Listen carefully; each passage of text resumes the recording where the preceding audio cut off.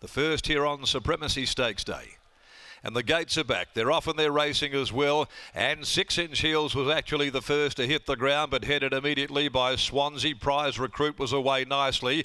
Ginger's Sister pushes up just behind those. The favourite throwing ahead around a little in the early stages, not settling all that well at this particular stage. A length away behind those. Next of all, Mean Machine, who's pulling its head off, going up near the middle outside Angel's Impact. And then came Elite Missile, parked 3 wide in the back half of the field as they slow right down behind Swansea. The favourite still throwing ahead around it all. Back behind those on the inside, Leonardo de Grey, and the tail ender is Shoot to Fame.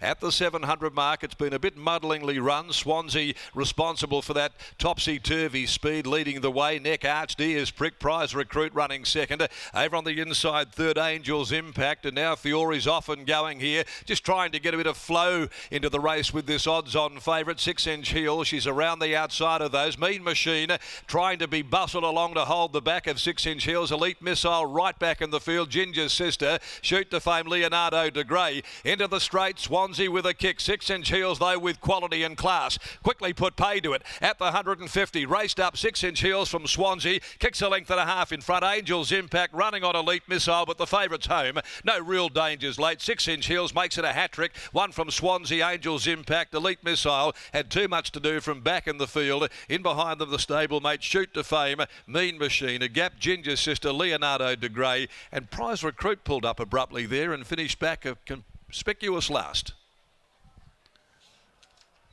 Waiting for the numbers here. Favourite backers there on very pleasing terms with themselves after the opening race. Those that climbed aboard in as tight as 1:35 at one stage in a bit of a muddlingly run race time of 1:24.44, not quick, and right from the get-go she was just throwing her head around and seemed a bit unsettled there. Lucy decided to hook out 3 deep, maybe a touch earlier than she would have normally done, but just to try and get some rhythm going here with 6-inch Heels, and she seemed much more comfortable when that occurred. Let down, she put paid to Swansea.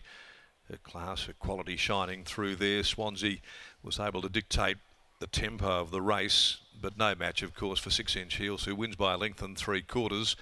It was ahead second and third, and 34.52 the sectional. The numbers are 9, 10, 3, 1.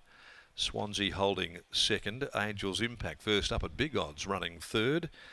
And fourth home, Elite Missile back in the field and deep, and made up good ground. Really a nice effort there against the pattern of the race. Too good for them. 6-inch Heel, she makes it 3 out of 6, all 3 this preparation, and she's absolutely flying in the zone. This filly who's really become very accomplished in this campaign, ridden by Lucy FIORE for Simon Miller, and a Coney filly, and owned by Benny Duncan down at Forest View Farm.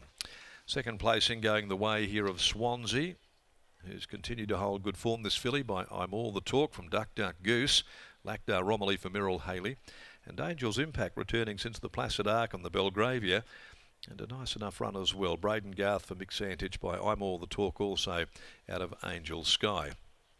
Prize Recruit dropped right out and finished back there a long last. So a run here that certainly was well below expectation. The next event, race 2, the United Resourcing Handicap over 1,000 at 4 minutes after 1. 3 years out, that is Bonnie Ladd. 7 will run in the next event. And Talk and Gibberish will no doubt be pretty popular in the market too on this very warm afternoon. Lucy's unsaddling downstairs the winner, 6-inch Heels.